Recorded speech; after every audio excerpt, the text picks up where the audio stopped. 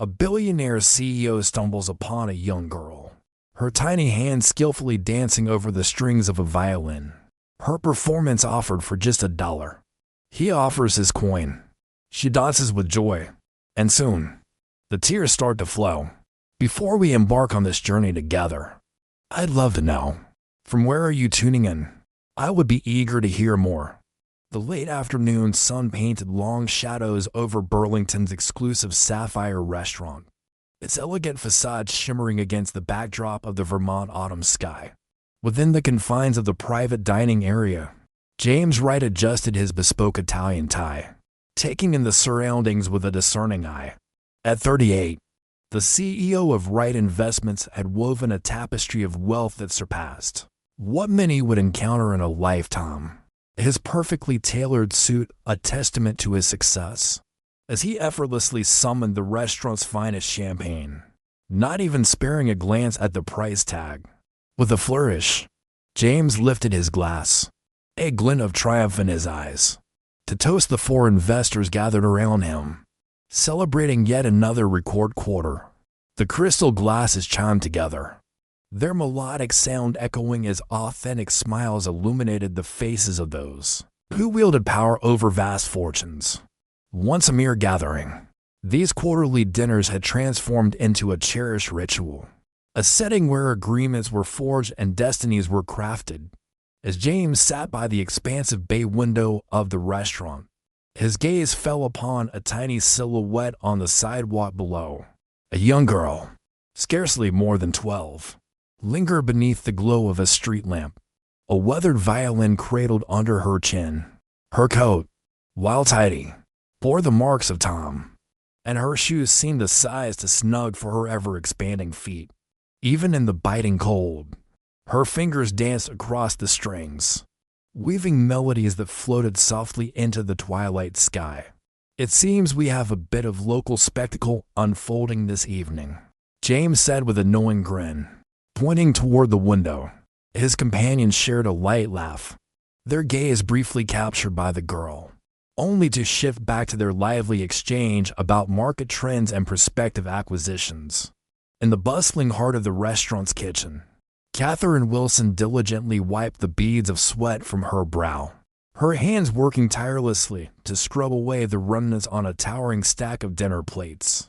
At 35, her hands told a tale of resilience, marked by calluses not from the gentle caress of musical strings, but from the relentless grip of harsh cleaning chemicals over the years.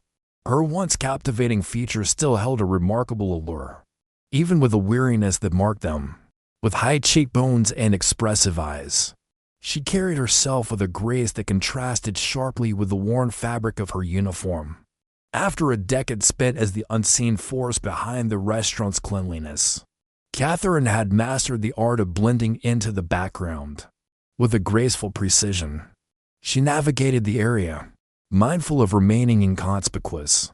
As she glanced toward the window, where her daughter Lucy frolicked in innocent joy, a bittersweet wave washed over her, filling her heart with a mix of pride and longing.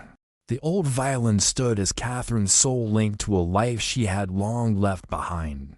A life where the sweet notes of music had once whispered of a future filled with promise. As the kitchen door creaked open, Catherine's eyes fell upon the intimate dining room where James and his companions gathered. She knew him at once from the glossy pages of magazines and the buzz of local news. In the heart of Burlington, there lived a financial prodigy, a bachelor of unmatched charm, whose name graced the very edifice that housed her humble apartment, tucked away in the basement's corner.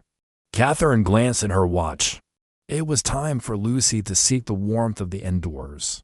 As the evening shadows began to stretch and dance around her, the chill of the evening began to settle in.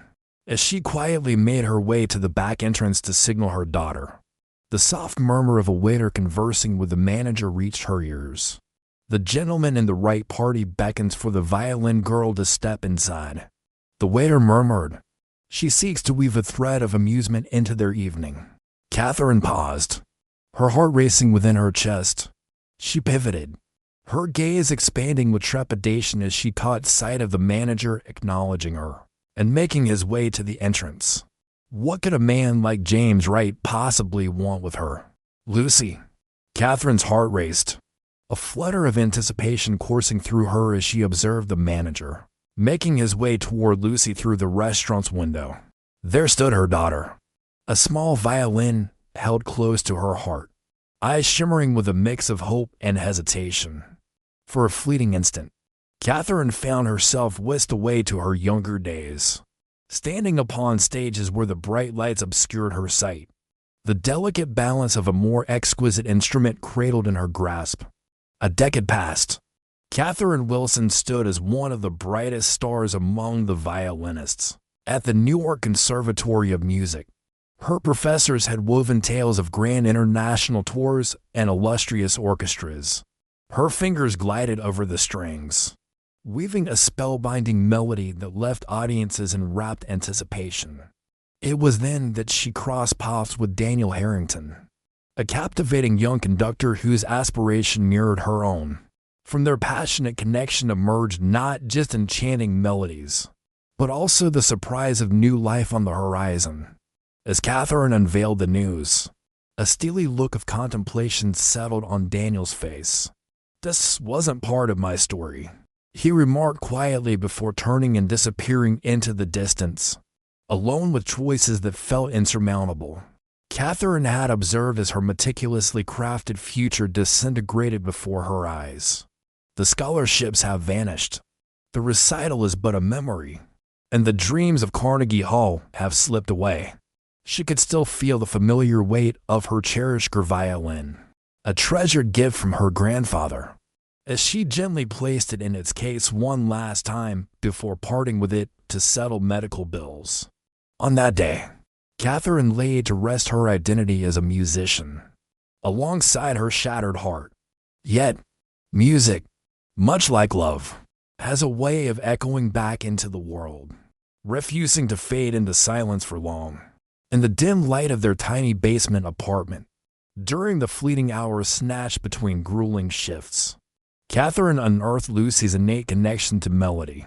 With an old, second-hand violin rescued from a charity shop, she embarked on a journey to share the wisdom her own mentors had bestowed upon her. "Keep your wrist loose," she would whisper, guiding Lucy's small hand. "Let the music breathe through you."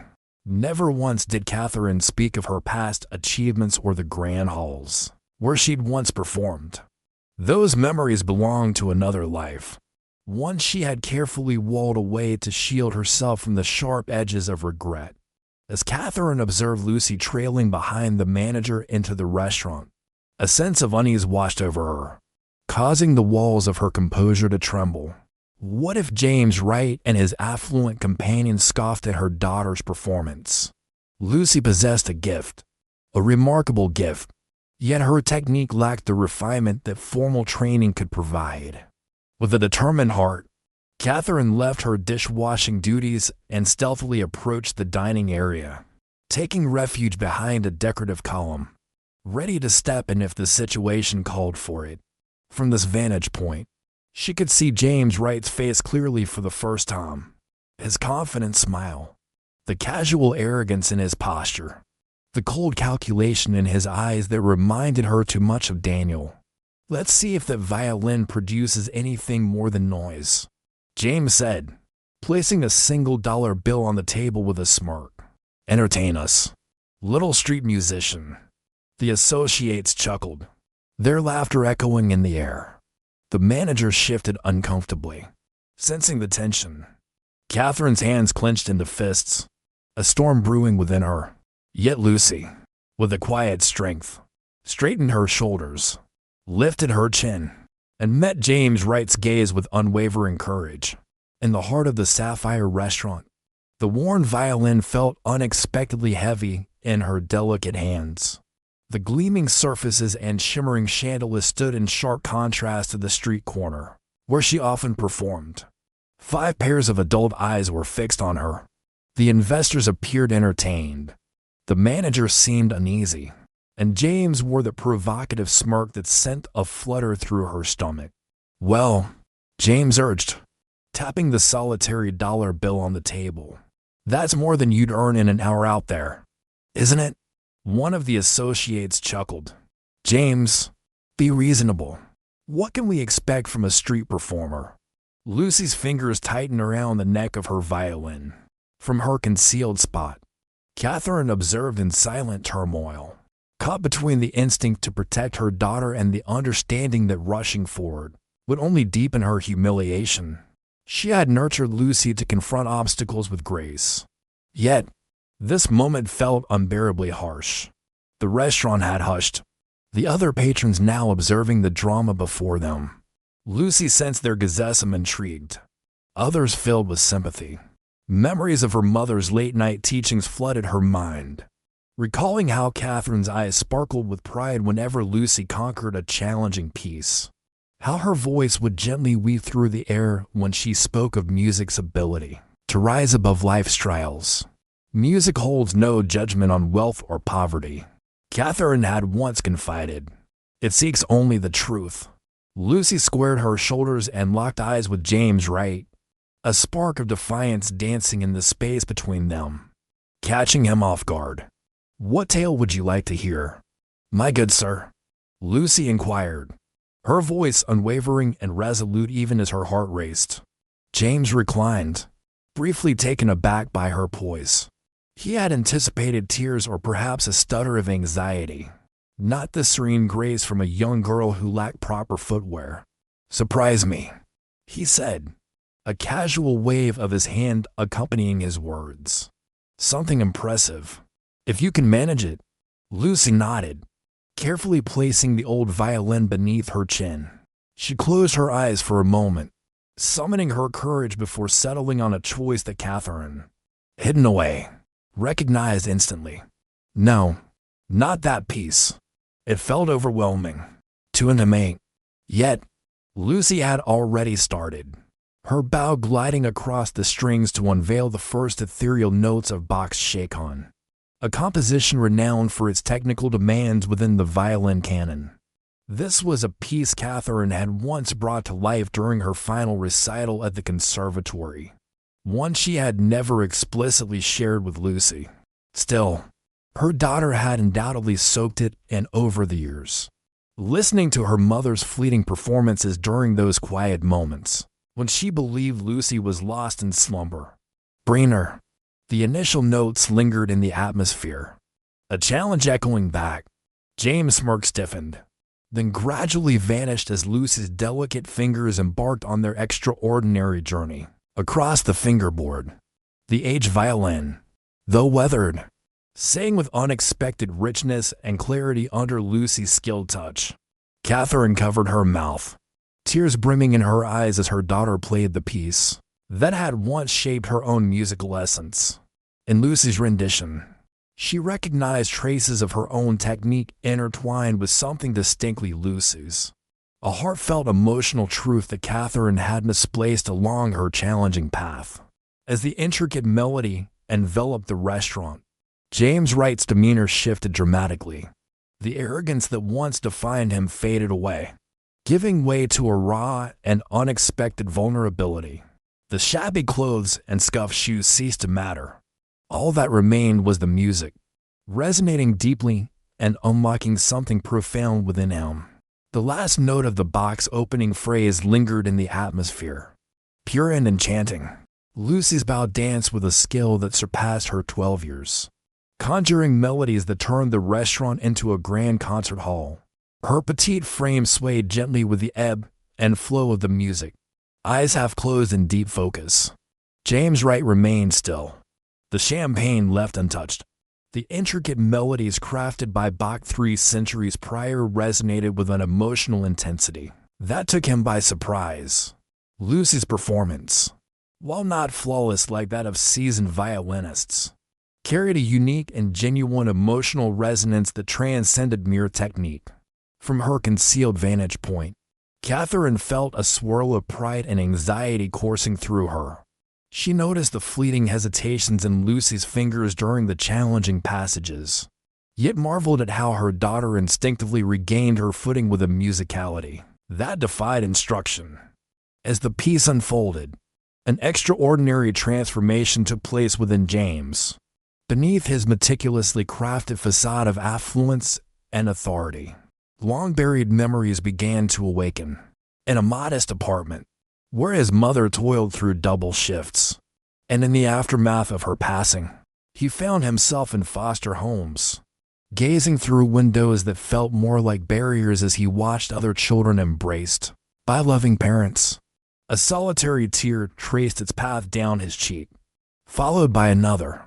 James remained still, oblivious to their presence, as Lucy's music gently unraveled the walls he had spent years building around his heart. Other diners paused in their meals. The waitstaff halted in their duties, and even the kitchen fell silent as the music wove its way through every corner of the restaurant. The wealthy investors at James' table exchanged uneasy glances, witnessing a rare moment of vulnerability in a man they had once deemed impervious to emotion. Amidst the familiar faces of the regular diners, one elderly woman observed Lucy with keen interest. Eleanor Parker, a figure of distinction and grace in her 70s, leaned forward in her chair, her seasoned eyes capturing every subtle detail of the girl's performance. As the director of the esteemed Berkshire Academy of Music, she had encountered countless aspiring musicians over the years. Few had stirred her as this child was doing now. Lucy neared the piece's most challenging section, a sequence of intricate chords demanding exact finger placement. Catherine held her breath, aware that this passage had tested even the most skilled conservatory students. Yet, Lucy maneuvered through it with an innate elegance. While it may not have been technically perfect, it resonated with an emotional truth that surpassed ordinary standards. As the last notes lingered in the air of the quiet restaurant, Lucy gently set her violin down. For 3 heartbeats, an enchanting silence enveloped the room.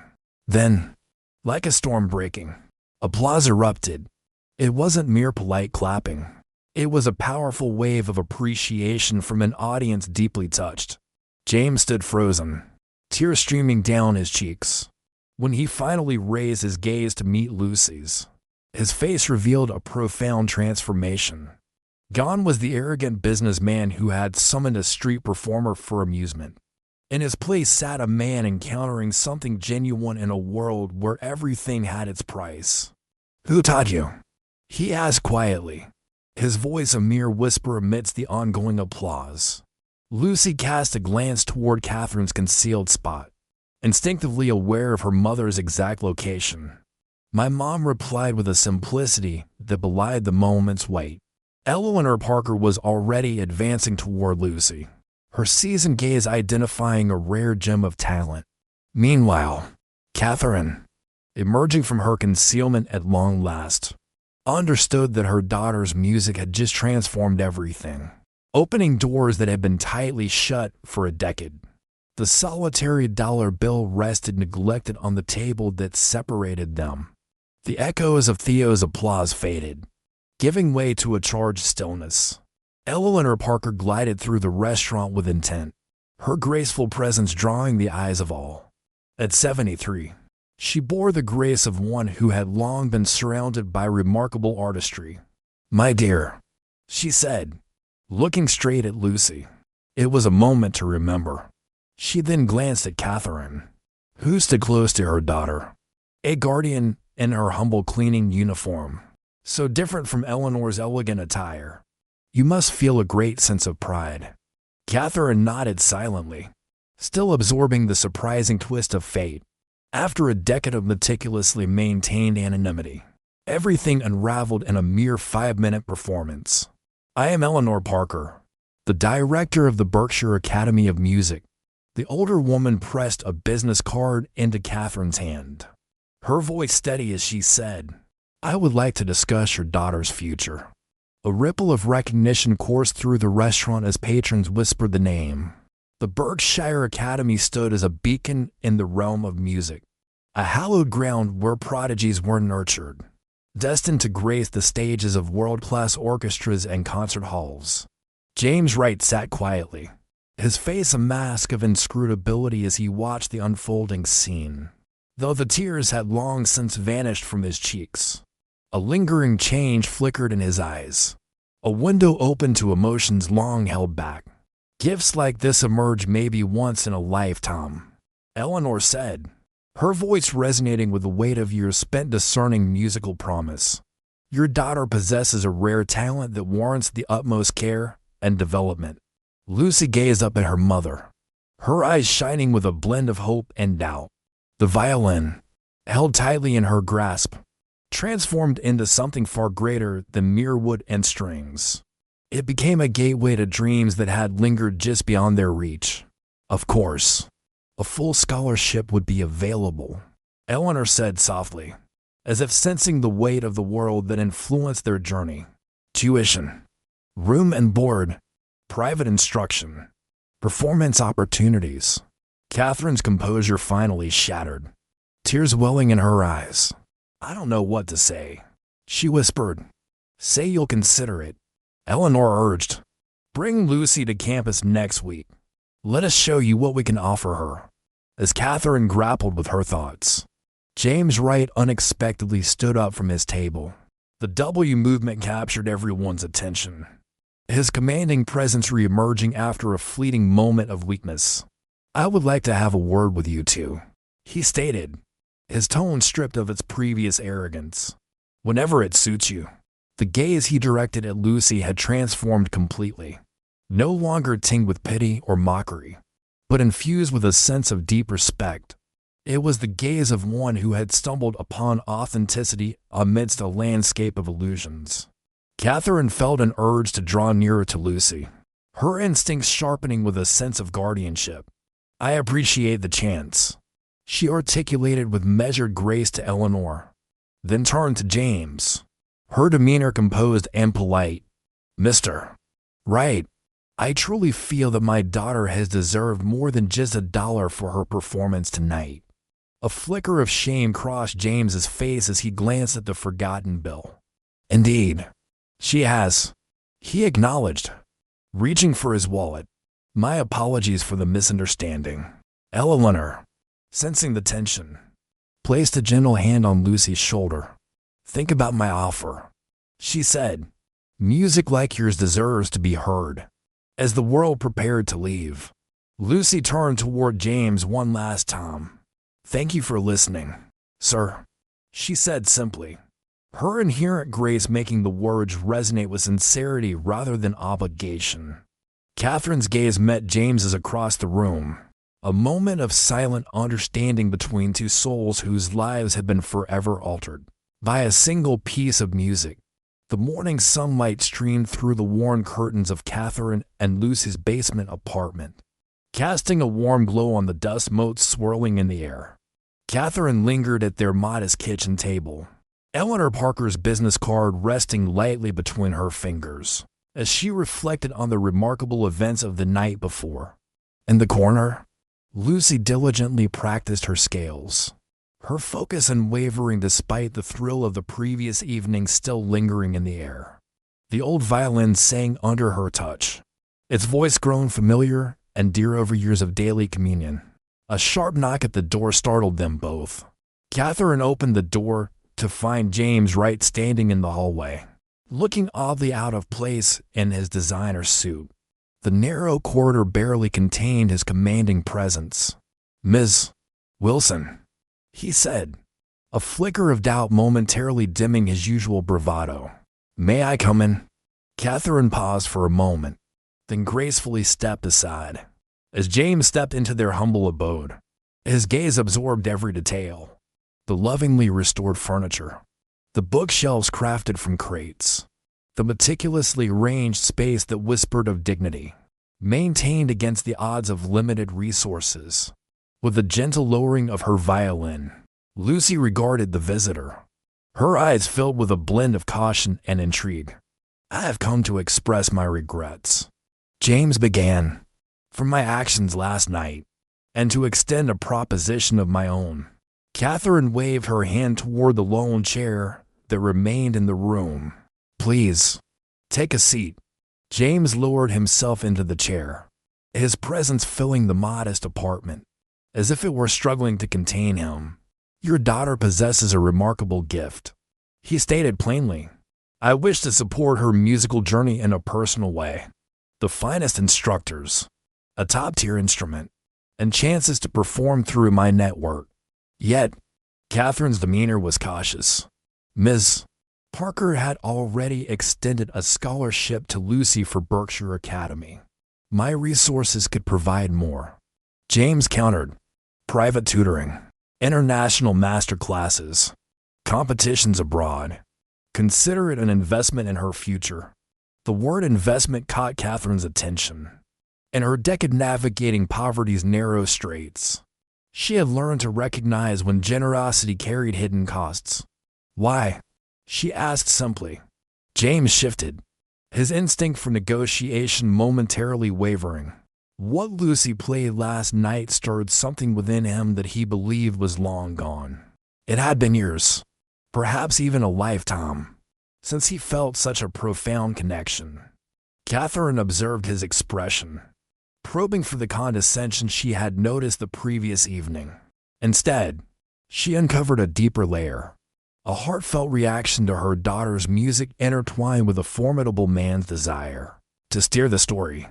We appreciate your offer, Catherine said with caution, but we require time to weigh all possibilities. Lucy's future isn't a contest among benefactors. James's smile was strained, unaccustomed to having his goodwill challenged. Naturally, take my card. Consider what I'm presenting. Possibilities that surpass even what Berkshire can offer.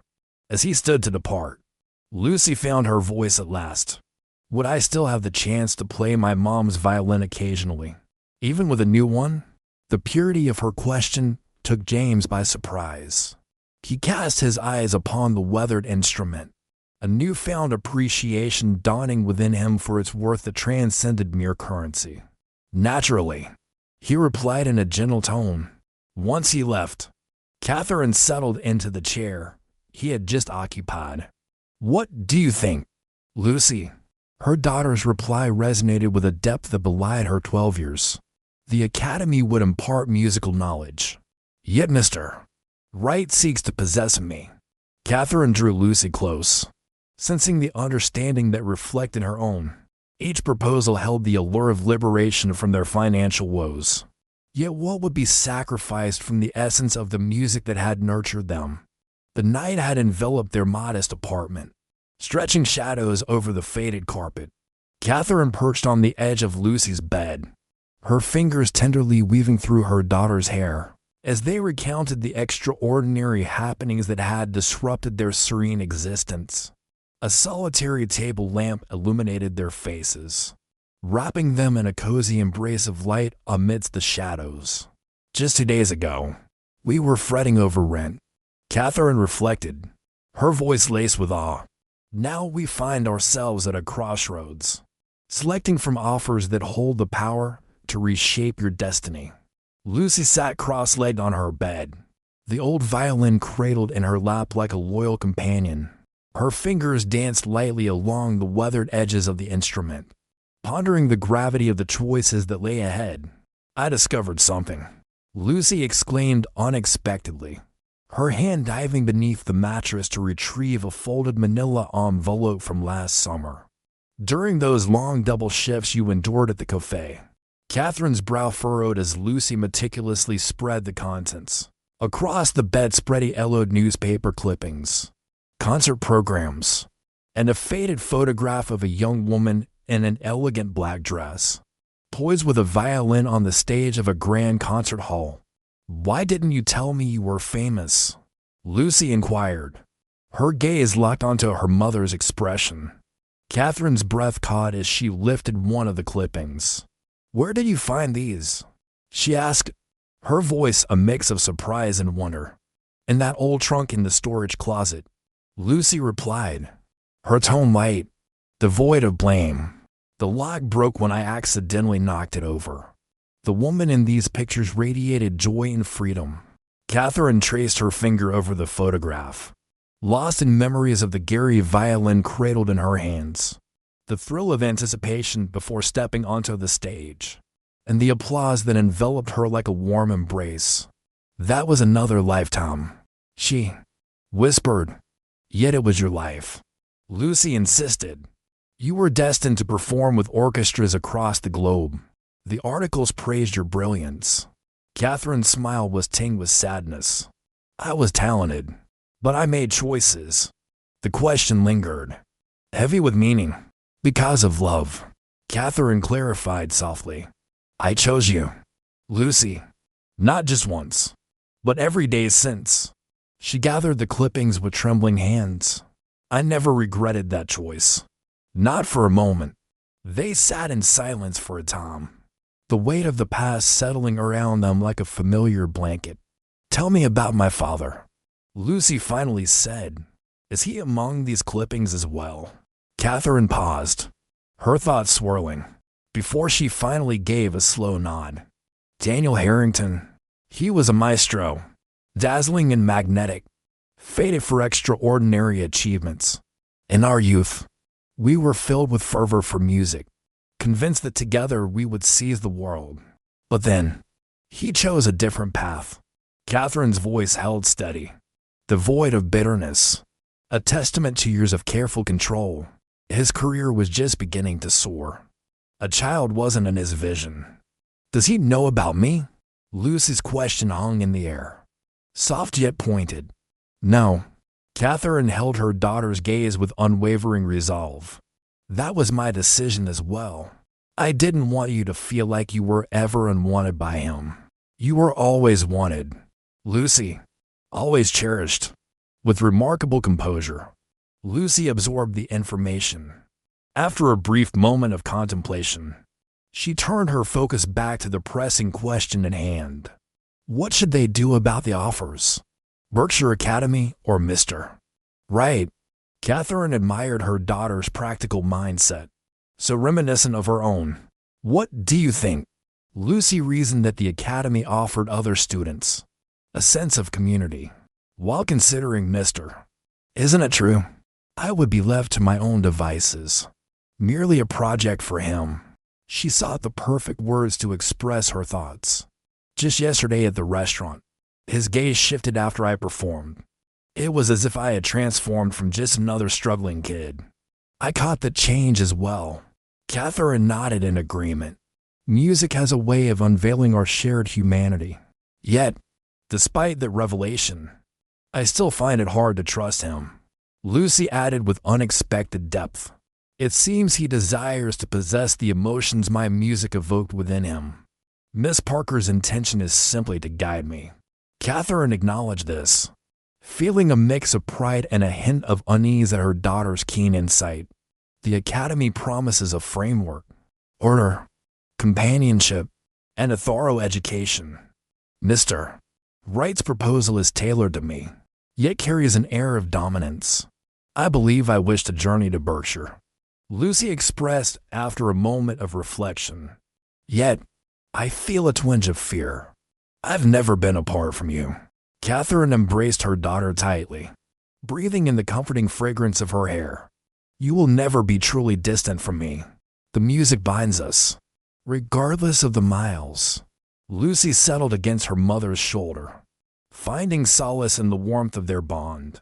Will you start playing again? Your real violin is gone, but you could use mine sometimes.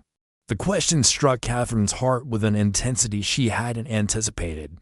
For a decade, she had hidden her musical spirit, permitting herself only fleeting, clandestine encounters with Lucy's violin whenever the weight of silence grew unbearable. Perhaps, she murmured, one step at a time, as Lucy slipped into the realm of dreams. Catherine lingered at the edge of the bed, her thoughts weaving through the tapestry of possibilities that had unexpectedly unfurled before them. On the morrow, she would reach out to Eleanor Parker and embrace the Academy's invitation. She found herself preparing to engage with James Wright, a dialogue she approached with a blend of appreciation and careful consideration.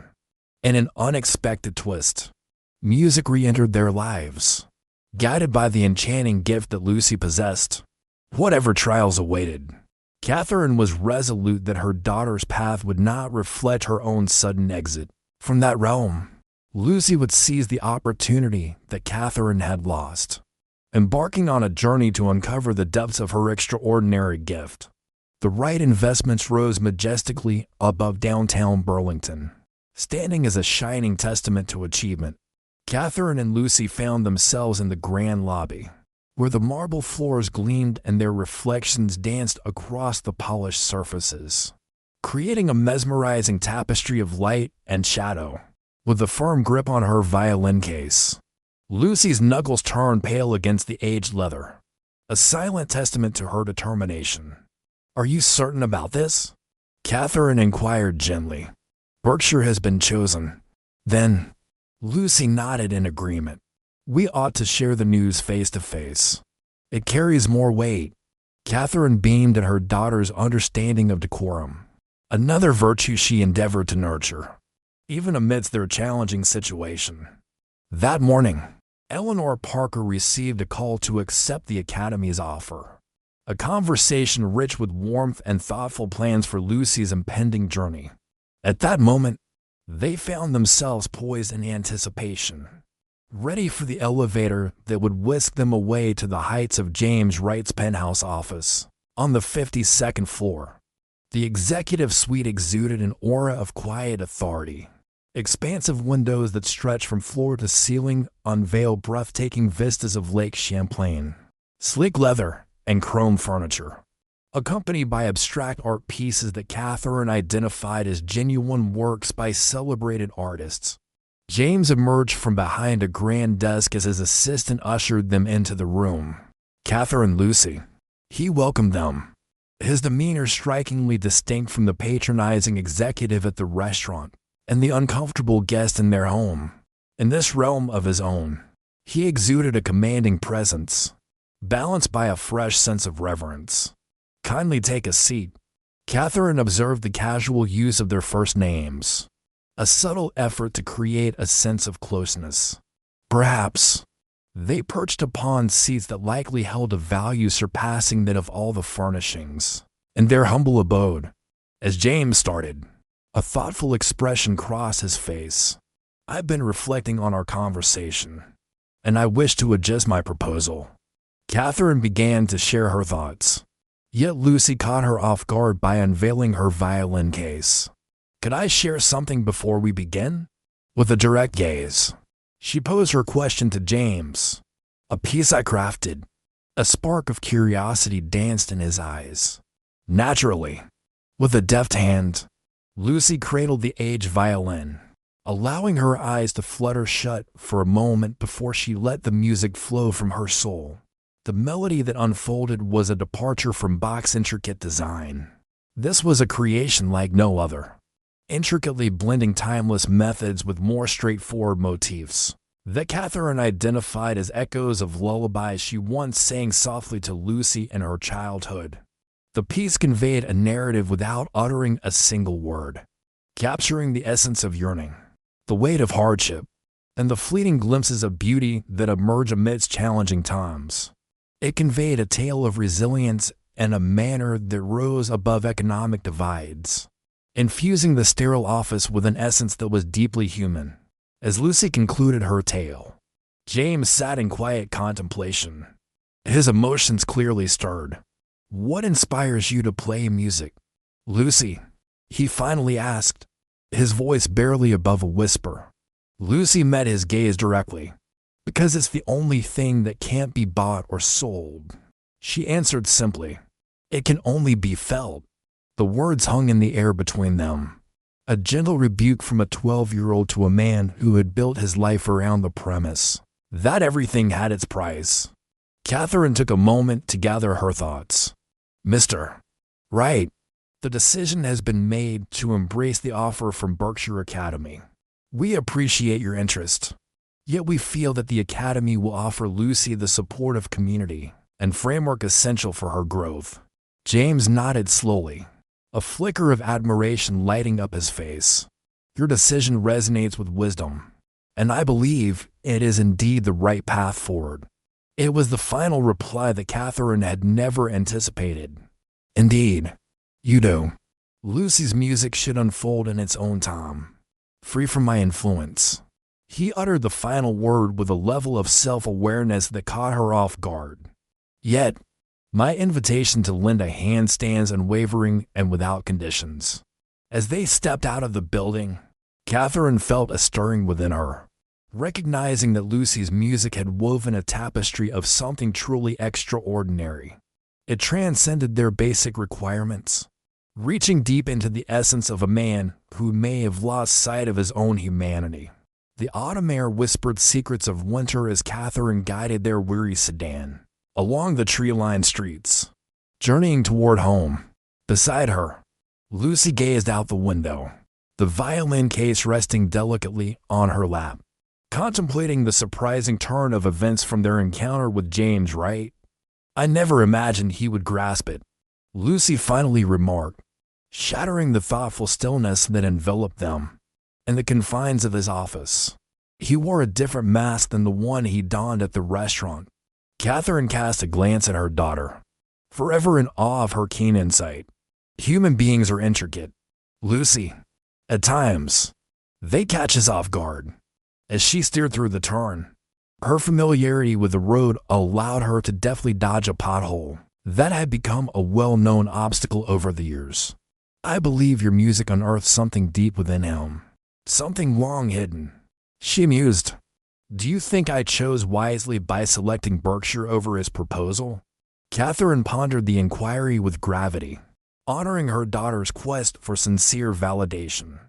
"Indeed, the Academy offers what Mr. Wright could not, a network of peers and a supportive community. Music thrives in connection, not solitude." That evening, Catherine reached out to Eleanor Parker to confirm their acceptance. Their conversation flowed with warmth and practicality, covering semester schedules, living arrangements, curriculum expectations, and the scholarship details that would turn this unlikely journey into reality. "She'll need a proper instrument," Eleanor remarked toward the end of their call.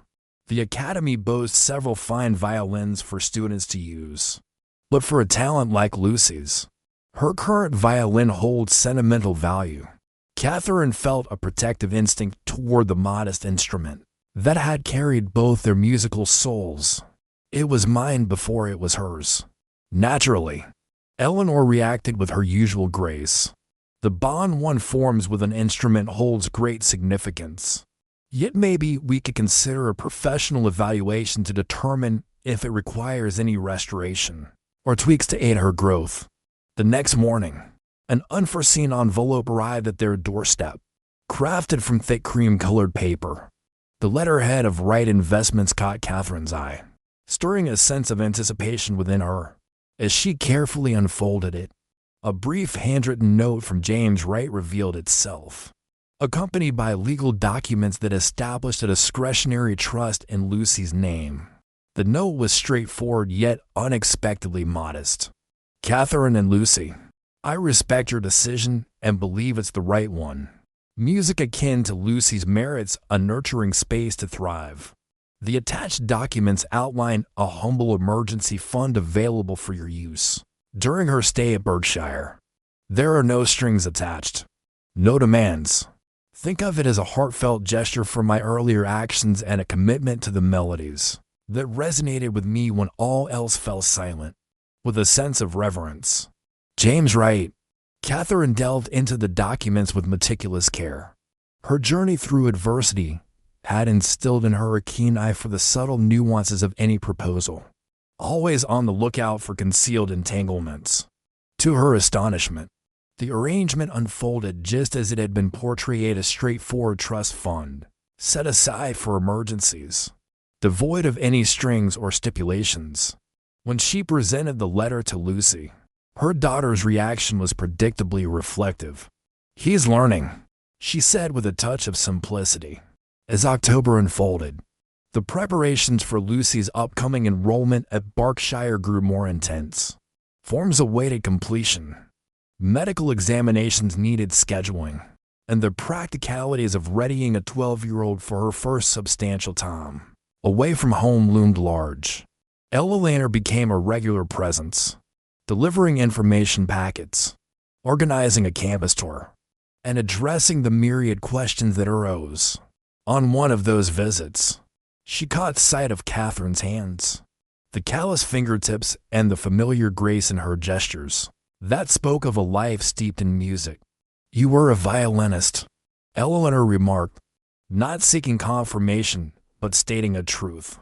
Catherine nodded, a hint of discomfort flickering across her face at the focus on her past. "Once upon a time, there was a remarkable journey. The technical prowess Lucy showcases is nothing short of extraordinary for someone who hasn't undergone formal training. Surely, you must have played a pivotal role in her development." I imparted what knowledge I could. Catherine recognized this during the quiet moments between shifts. Eleanor observed her with fresh insight. "May I inquire about your own studies?" "Your technique," evident in Lucy's performance, hints at a classical background. Catherine paused, weighing her options, and ultimately concluded that concealing her history was futile. "New York Conservatory. I departed in my last year." A flicker of understanding ignited in Eleanor's gaze. "Catherine Wilson," she articulated deliberately. "I recall now. You played Mendelssohn's Concerto with the student orchestra. The faculty praised your potential." Catherine turned her gaze, caught off guard by the wave of feelings that surged within her at the thought of being remembered. It felt like a different person, a distant life. "The music never leaves us," Eleanor spoke softly, as if weaving a comforting spell. "Even when we leave it." As she approached the door, Eleanor hesitated. "Catherine, the Academy continually seeks individuals for part-time roles, including administration, student support, and a variety of other positions. If you wish to draw nearer to Lucy during this change, maybe we could discover something fitting." The suggestion lingered, not as an act of charity, but as an opportunity, a way to stay intertwined with Lucy's journey while possibly starting to re-engage with the world she had left behind 10 years prior. "I'll think about it," Catherine responded, the words echoing like the initial cautious steps on a path long left untrodden. That night, after Lucy had drifted off to sleep, Catherine found herself in the quiet solitude of their modest living room. For the first time in many years, she permitted herself to truly examine the old photographs and clippings that Lucy had unearthed, tangible reminders of the talented young violinist she had once been. Before life had nudged her down a different path, the road ahead was unfolding beautifully. Lucy was poised to embrace her opportunity at Berkshire, while Catherine sought to stay intertwined with her daughter's adventure, perhaps starting to mend the musical spirit within her that had been hushed for far too long. On the eve of Lucy's journey to Berkshire Academy, a gentle wave of anticipation enveloped their cozy apartment. Catherine devoted the day to packing her daughter's humble belongings, each item folded with care, understanding that this moment signified the dawn of a new chapter for them both. Lucy sat cross-legged on the living room floor, encircled by the cherished mementos they had gathered through the years. From the doorway, Catherine observed her, captivated by how mature her daughter appeared, caught between the innocence of childhood and the promise of what lay ahead, her expression contemplative in the gentle glow of the lamp. "I believe the moment has come," Catherine murmured, gently capturing Lucy's gaze. She made her way to the modest closet in the hallway and retrieved a sturdy wooden trunk, the very one Lucy had stumbled upon the summer before. This time, Catherine revealed a tiny key from her pocket and deftly unlocked it. "I've kept this closed for too long," she said, gently lifting the lid to unveil layers of meticulously preserved memories. Lucy leaned in closer, her eyes sparkling with curiosity. Catherine started to take away each item, a fragment of the life she had once known. First emerged a leather portfolio, filled with concert programs from the New York Philharmonic, the Carnegie Recital Hall, and international youth competitions held in Vienna and Prague. With a sense of awe, Lucy followed the contours of the printed name, Catherine Wilson, The enchanting violinist. Did you really perform in all those locations? She inquired, her voice a soft whisper filled with wonder. Catherine nodded, her hands deftly working to unveil the treasures hidden within the trunk. From within her grasp, she revealed a case lined with velvet, far more exquisite than the one that cradled Lucy's instrument. As she lifted the lid, a collective breath caught in their throats, not in awe of the violin within, but in shock at the void where it should have been. The meticulously crafted interior stood untouched, a testament to its enduring beauty. The hollow form, reminiscent of an instrument, served as a bittersweet echo of the sacrifices made. My Gary, Catherine shared, her fingers gliding over the vacant shapes. I parted with it to manage the medical expenses that arose when you entered this world. Its value surpassed what I could accumulate over many years. With a gentle caress, Lucy's fingers glided over the vacant case. All that you held dear was relinquished. I acquired it all. Catherine offered a gentle correction. Various treasures, each one holding its own unique value. Hidden within the depths of the trunk were photographs waiting to unveil their tales. Catherine alongside esteemed mentors, with orchestra musicians, and among her fellow students. In each image, she exuded a vibrant joy, a testament to someone deeply engaged in their true passion. Among them was a particular photo that Catherine lingered over. A striking young man with piercing eyes and a conductor's baton, his arm wrapped around a younger Catherine. Daniel Harrington. Catherine spoke, her voice unwavering. Your father. Lucy took the photograph with quivering hands, gazing intently at the face of the man who had always been a mystery to her. She noted with a quiet intensity that his eyes mirrored her own. Indeed, he does. Catherine. Indeed. A shared understanding. He shone with brilliance, exuding charisma, and seemed fated for extraordinary achievements. What is his current whereabouts? Catherine inhaled deeply. Last I heard, the tale unfolds in London. He leads the Royal Symphony Orchestra with a maestro's touch. His journey unfolded just as he had envisioned. Is he aware of my existence? Lucy's inquiry was straightforward, devoid of blame. Catherine replied with unwavering honesty. No, it was a decision I made to keep it to myself. He expressed his intentions clearly, indicating that a child was not in his vision for the future. And I wish for you to embark on your journey feeling cherished, not as if you were an afterthought to him. With a gentle touch, she extended her hand toward her daughter. It was never my intention for you to feel like a burden or a hindrance in any way. From the very beginning, you were the one I chose. Lucy, the essence of my happiness. With a calm demeanor, Lucy took in this information, her composure unwavering. Is it right to harbor hatred towards him? Catherine shook her head with resolute determination.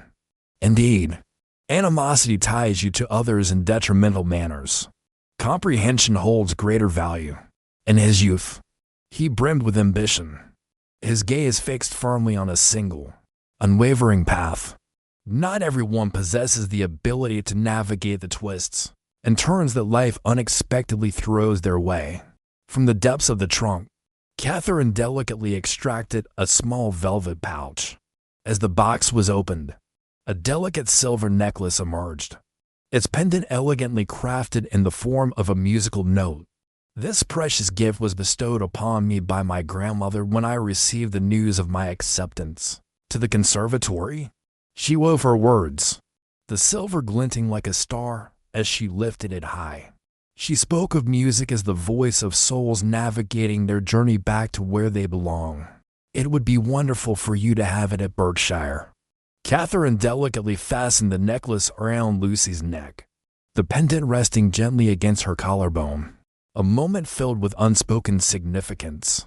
Let this serve as a gentle reminder that no matter the journey music leads you on, there's always a thread that ties you back to your roots. As Lucy's fingers grazed the pendant, a wave of emotion surged within her, and her eyes brimmed with tears. What if I fall short? The other students have likely dedicated their entire lives to honing their craft, under the guidance of expert instructors and with top-of-the-line instruments. Catherine gently cradled her daughter's face in her hands.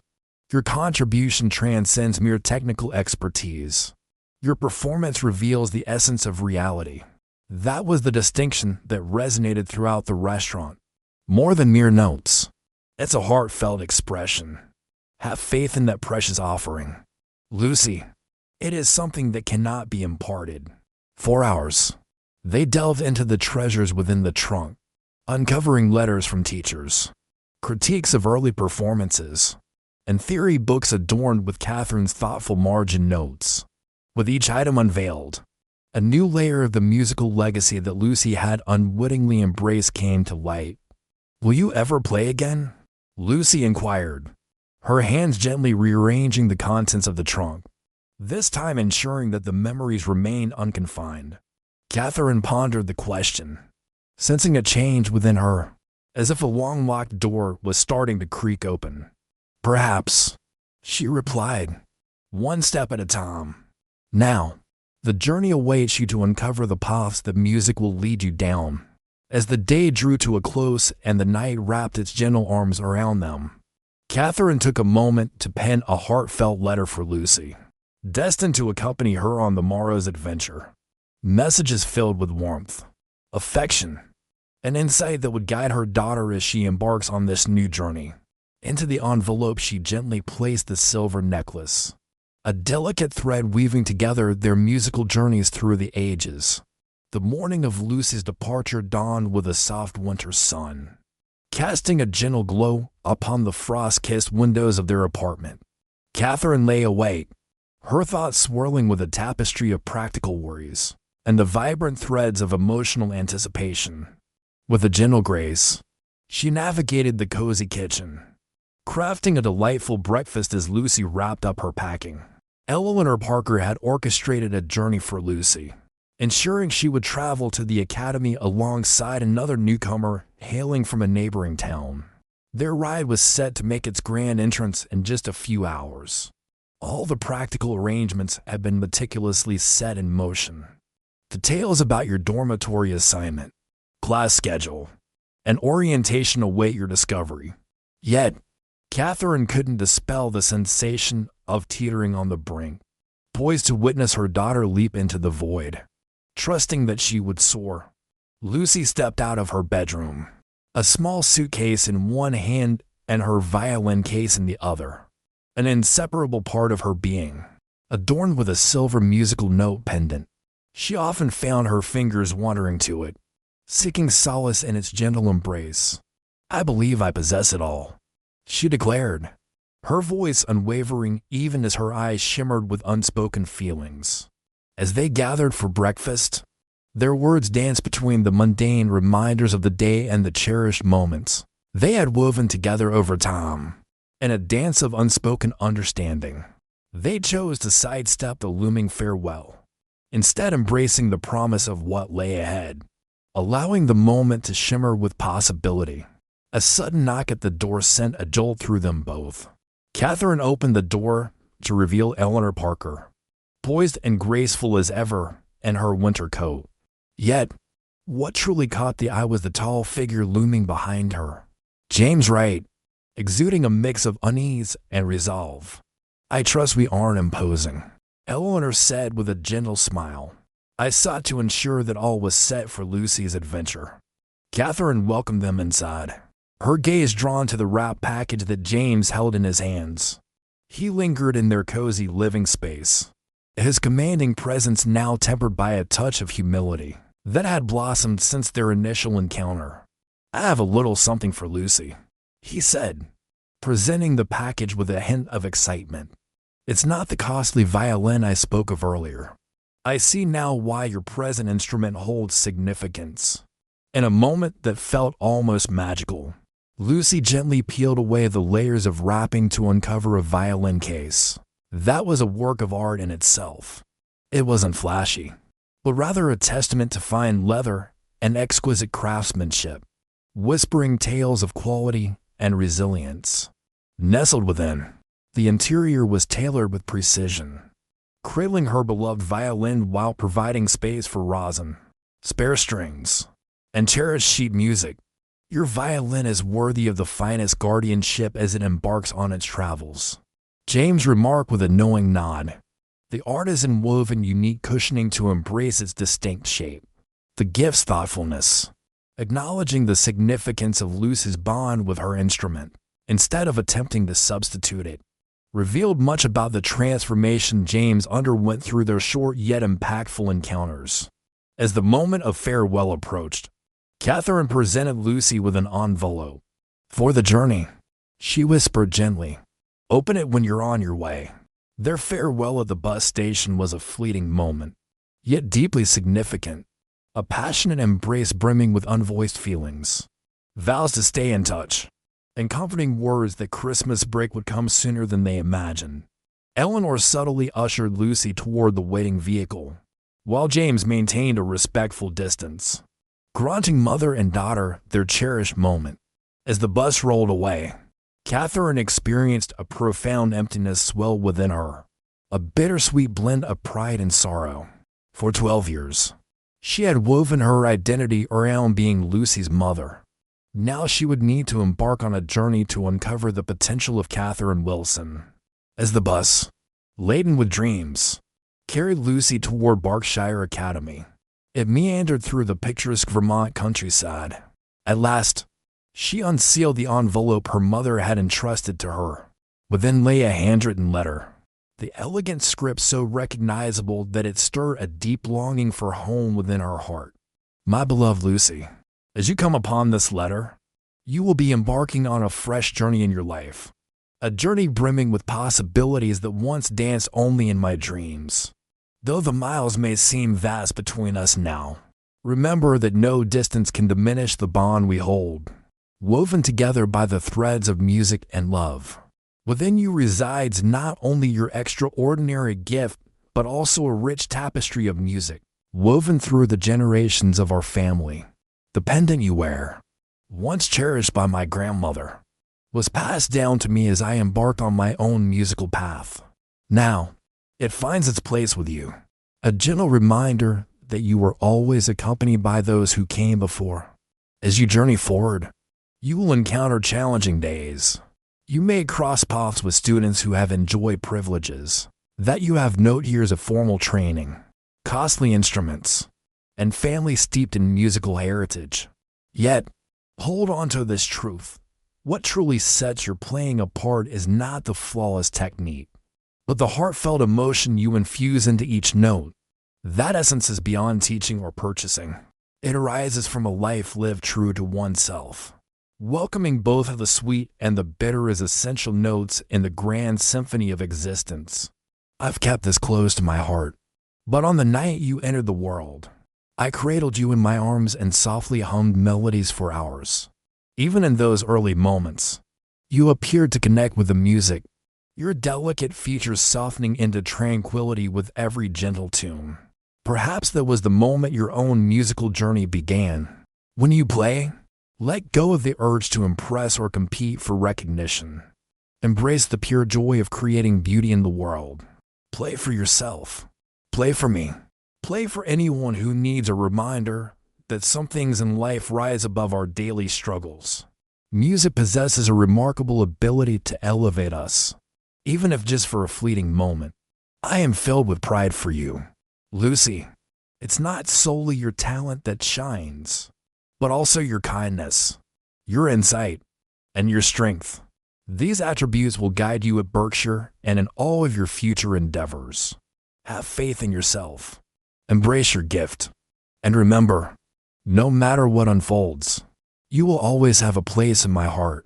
All my love. Mom tucked into the folds of the letter was the silver musical note pendant that Catherine had shown her the night before. Lucy carefully fastened it around her neck, her fingers lingering on the cool silver as she watched the familiar landscape of her childhood recede through the bus window. The other Berkshire-bound student, a boy about her age with a cello case beside him, glanced over curiously. "Ah, the beginning of a new journey?" he inquired. Lucy nodded, a wave of shyness washing over her. Me, too, he admitted, a nervous smile breaking across his face. I'm Thomas. Lucy, she responded, her hand instinctively reaching for the pendant as a source of comfort. Do you think it'll be difficult? Berkshire. I mean, Thomas pondered the question with great care. Perhaps. My teacher often says that all things of value are. He motioned toward her violin case. What do you play? Lucy reflected on her mother's letter. On the essence of truth in music. On the pursuit of authenticity. Mostly Bach, she replied, and occasionally my own compositions. You compose. Thomas appeared genuinely impressed. Lucy nodded, a flicker of confidence igniting within her. Maybe she truly had something precious to contribute at Berkshire. As the bus rolled on toward her new chapter, Lucy gently refolded her mother's letter, tucking it into her violin case beside her cherished sheet music. The anxiety that had been swelling within her didn't vanish, but it shifted into a form she could handle. A steadfast resolve to embrace the possibilities that lay ahead while cherishing the love that had paved the way. In the solitude of their apartment, Catherine found herself enveloped by the stillness that Lucy's departure had created. Her gaze drifted to the weathered trunk, once a keeper of secrets, and then to the telephone that promised a link to Eleanor Parker and the chance of a new role at Berkshire. After a decade of reflection, Catherine found herself tentatively gazing ahead, pondering the possibilities that lay before her. The Berkshire Academy of Music emerged like a dream from a bygone time. A vast expanse of ivy-clad structures, meticulously tended grounds, and the ever-present symphony of instruments wafting through open windows. With her violin case held tightly, Lucy trailed behind the orientation guide, navigating the marble hallways lined with portraits of illustrious alumni and esteemed faculty. Berkshire loomed large in her mind, a place that felt both grand and daunting. The polished students exuded a confidence that seemed rehearsed, while expensive instruments were unveiled in dormitory rooms. Nearby, casual exchanges about summer master classes in Vienna and Prague floated through the air, amplifying her sense of being an outsider. Lucy's well-worn sneakers and unpretentious attire set her apart from the crowd. Her dorm room, though modest, exuded a sense of warmth and purpose, crafted for dedication rather than mingling. When her roommate, Sophia Bennett, entered with her coordinated luggage and a violin case that Lucy instantly identified as housing an instrument of great value, it was clear that their worlds were quite different. So, you're a recipient of a scholarship, correct? Sophia inquired with a straightforwardness that was not harsh, but rather the ease of someone untroubled by financial concerns. Lucy responded with a nod, methodically unpacking her scant belongings with intention. Full scholarship. You must possess quite the talent, Sophia replied, her initial judgment beginning to soften. Berkshire reserves its opportunities for the truly deserving. The first week unfolded in a whirlwind of auditions, assessments, and orientation, each moment brimming with anticipation. Lucy quickly recognized her technical shortcomings when placed alongside peers who had honed their skills under the guidance of private instructors from a young age. Dr. Harrison, the formidable violin professor designated as her primary mentor, wasted no time in delivering his candid feedback during their inaugural session. Your intonation needs refinement. Your bowing technique is inconsistent, and your understanding of theory is rudimentary at best, he said, peering at her over wire-rimmed glasses. Then, unexpectedly, his expression softened. But when you play Bach, something extraordinary happens. You possess what many of my technically perfect students lack, an innate musicality. That cannot be taught. He tapped his pencil against the music stand, lost in contemplation. You pour your soul into your music, yet now it's time to engage your intellect too. This journey won't be simple. Lucy nodded, battling tears of relief and anxiety. I'll put in more effort than anyone. I have faith in you, Doctor," Harrison responded. "Now, let's start with the fundamentals of posture." The days unfolded with a relentless cadence. Mornings filled with theory classes, followed by private lessons, ensemble rehearsals, required practice hours, and evening studies. Lucy frequently practiced until her fingers ached, driven by a fierce resolve to bridge the technical divide between herself and classmates who had basked in years of opportunity. Thomas, the kiss from the bus, emerged as an unlikely companion. Their paths crossed often in the practice rooms, where he took the time to guide her through the intricate world of music theory concepts that had long been second nature to others. "Think of it as a language," he said during one late-night session, illuminating the seemingly arbitrary rules as mere instruments to enhance the clarity of the music's voice. One evening, as she wrestled with a particularly challenging passage, Lucy found herself overwhelmed and succumbed to tears of frustration. "Maybe I don't belong here," she murmured softly. "It feels like everyone else has a grasp on things so effortlessly." Thomas placed his cello down gently. "That's simply not the case. In music, you perceive nuances that many of us overlook entirely. The remainder is merely the craft, significant yet attainable. One cannot impart the essence of music as you experience it." In that moment, for the first time since her arrival at Berkshire, Lucy embraced the notion that her unique journey might not be a hindrance after all, yet merely a unique form of readiness for the adventure that lies before us. As the chill of winter at Berkshire Academy gradually gave way to the warmth of spring, a tapestry of remarkable changes began to unfold for Lucy. The once insurmountable pieces, cloaked in complexity, now surrendered to her unwavering dedication and relentless practice. "Doctor," Harrison acknowledged her journey with uncommon words of commendation throughout their encounters. His discerning gaze softened as Lucy's unwavering commitment started to yield visible outcomes. "Your Bach interpretations have always been exceptional," he remarked one afternoon, "but now your technique is starting to align beautifully with your musicality. Those are the elements that weave together unforgettable performances."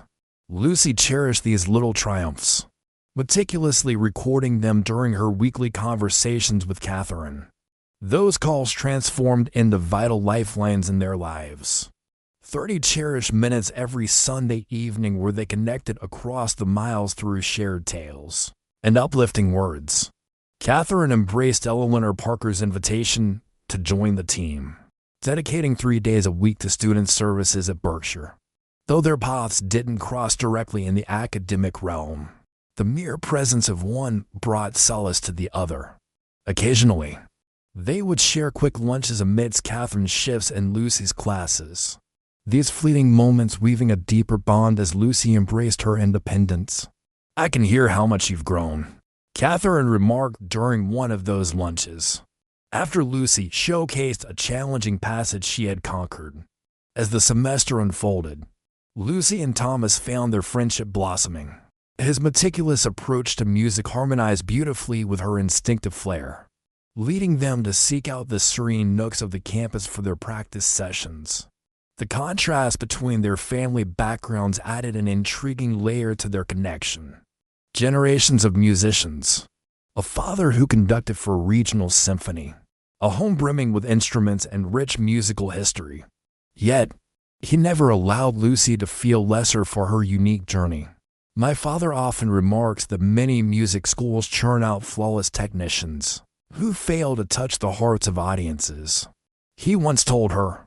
"You've already grasped the more challenging aspect of it all."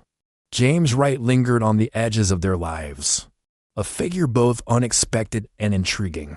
He had indeed set up the trust fund without any strings attached, yet his role transcended mere financial backing.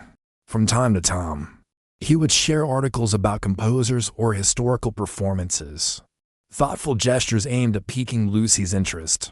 Catherine accepted these small gestures with a measured sense of gratitude, aware of the true change in the man who had previously ridiculed her daughter's street performance. As the end of the spring semester drew near, Lucy dedicated herself more and more to crafting an original piece for the winter concert, the Academy's most esteemed student showcase. Her piece, which she tentatively titled Tears for a Dollar, wove together elements of Bach with melodic themes drawn from her own experiences. The composition unfolded a narrative without words, depicting barriers crossed, music as a universal language, and beauty emerging from unexpected places. "It needs to be honest," Lucy explained to Thomas as she navigated through the challenging sections. "Not merely accurate, but genuinely true, Doctor." Harrison guided her composition work with uniquely challenging patience, acknowledging that Lucy's creative journey diverged from his more methodical style. "This piece possesses a quality that many student compositions often miss," he confessed after assessing her development. "It carries a genuine voice." When Catherine arrived for Parents' Weekend in late spring, she was taken aback by Lucy's remarkable evolution. Her daughter stood taller, moved with greater confidence, and played with a technical proficiency that complemented her natural expressiveness. After Lucy's student recital, Catherine found herself enveloped by faculty members, eager to delve into her daughter's unique talent. "Lucy mentioned you were her first teacher, Doctor," Harrison remarked, observing Catherine with a fresh sense of admiration. "You have built something remarkable." Catherine beamed, her heart swirling with both pride and a hint of nostalgia. "I offered her what I was able to. Berkshire has provided what I could not." As the academic year came to an end, Lucy found herself surprised by a letter from Eleanor Parker. The Academy director had orchestrated a remarkable opportunity for a select group of outstanding students to participate in a prestigious summer workshop, with Lucy's name leading the charge. This chance promised rigorous training alongside master musicians from across the globe, propelling her growth to new heights. Lucy approached Catherine with the letter in hand, her face a canvas of both exhilaration and apprehension. "It means I'd only be home for 2 weeks before the workshop begins." Catherine wrapped her arms around her daughter. "This is precisely why you're at Berkshire. For moments like this, home will always be there for you." That night, Lucy stayed late in the practice rooms, perfecting her winter concert composition. As the melody unfurled beneath her fingers, she recognized it had blossomed into something richer than she had first imagined. It was not merely a personal narrative, but a musical journey reflecting how unforeseen connections can alter destinies. James Wright's expression in the restaurant, her mother's sacrifices, Thomas's camaraderie, Dr. Harrison's reluctant admiration. Each element wove together in a tapestry that celebrated both her origins and her potential future. The piece concluded with a haunting refrain, reminiscent of the gentle melody Catherine would hum as a lullaby, a musical tribute that, regardless of how far her talent might lead her, Lucy would forever hold her beginnings close to her heart. On a crisp December evening, the esteemed winter concert at Berkshire Academy unfolded. The campus, adorned with shimmering lights and a blanket of fresh snow, created a magical atmosphere. Within the historic Chamberlain Hall, a palpable excitement filled the air as families, faculty, and distinguished music patrons gathered.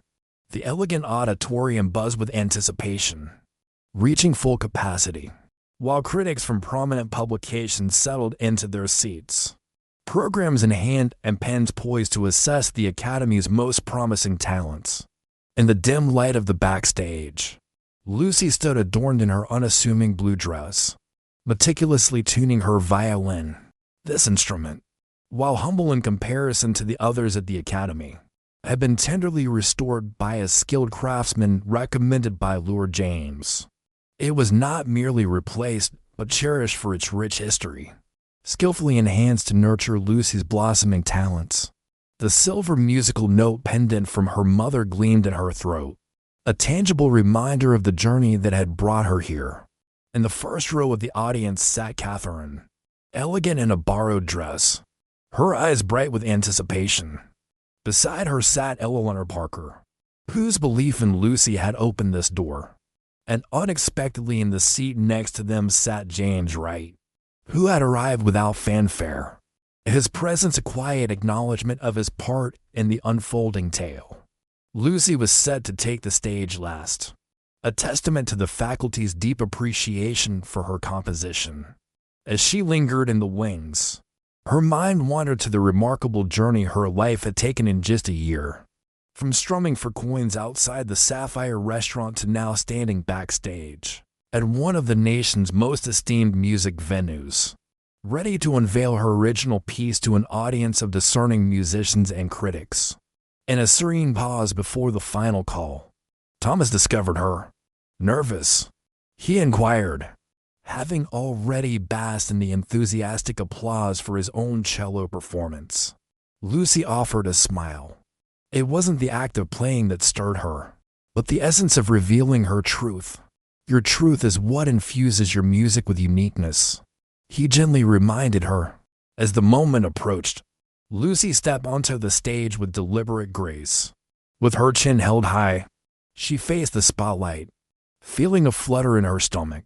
In the front row, Catherine's tear-filled eyes radiated pride, a beacon of support.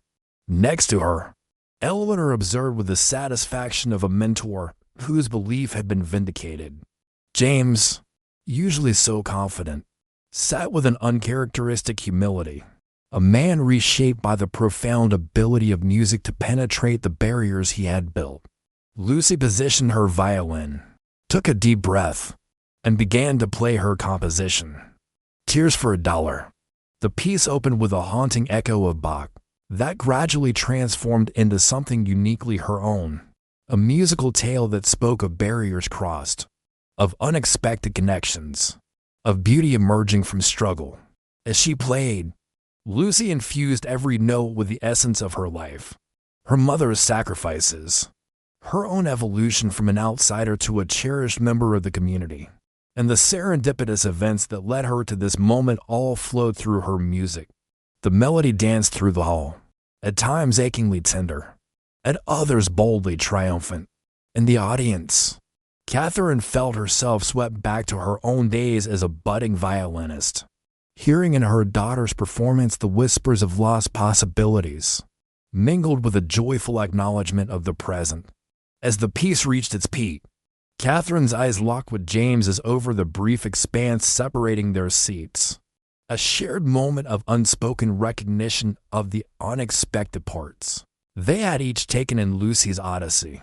Lucy finished her composition with a tender refrain that resonated with the lullabies Catherine had softly sung long ago, a harmonious return that enveloped the audience in a hushed stillness before they burst into a standing ovation. Critics, seasoned by the echoes of many prodigies, found themselves touched by something deeper than mere technical skill, the true essence of a young artist, brimming with sincerity and a message to share. At the gathering after the concert, a journalist approached Lucy. "Your piece was extraordinary," she remarked. "Who would you say has been your greatest influence?" Lucy, enveloped by a circle of faculty members and patrons, all eager to extend their congratulations, responded with unwavering confidence. "My first teacher was Catherine Wilson. By night, she cleaned floors, yet she imparted a profound lesson. True music arises not from the instrument, but from the depths of the soul." Catherine, upon hearing these words, sensed a burden she had unknowingly borne for a decade begin to lift. The music had always remained within her. It had effortlessly morphed, weaving through her daughter in ways she could never have envisioned. When she tucked away her own aspiration, as snow began to dance outside the windows of Chamberlain Hall, Lucy stood amidst the three figures who had sculpted her extraordinary path. Catherine, embodying unwavering love and sacrifice. Eleanor, recognizing potential and providing opportunity. And James, undergoing an unexpected transformation from arrogance to humble support. "What unfolds next?" James inquired, His curiosity piqued about the journey that lay ahead for this extraordinary young musician. Lucy caressed the pendant resting against her throat, a gentle smile gracing her lips. "More music," she replied with a hint of certainty. Always more music. In that instant, enveloped by a world of potential, Lucy Wilson understood that music was never merely a means of fleeing her reality.